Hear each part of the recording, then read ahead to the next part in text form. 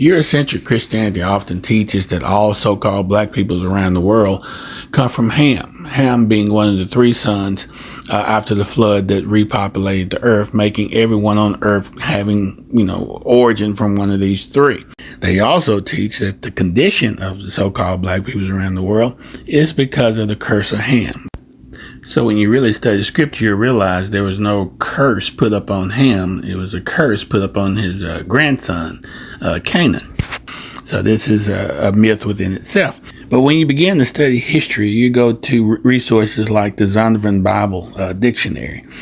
And the Zondervan Bible Dictionary says Ham, the youngest son of Noah, the progenitor of the dark races. So it gives him credit for being the progenitor of the dark races. So the dark races did come from Ham. But then it gives you this caveat, and it says, but not the Negroes.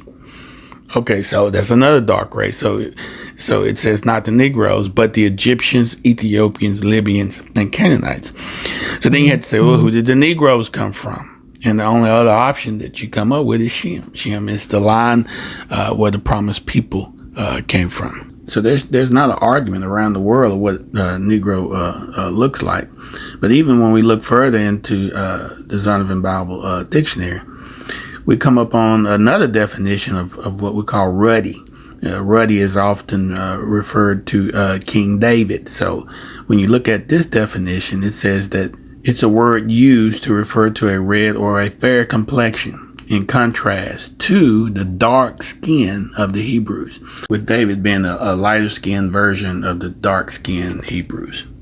This last source in respect to the Negro has to do with the texture of the hair. So we go to scriptures like Daniel 7, where it's describing the Ancient of Days sitting up in his throne, and it says the hair of his head is like pure wool.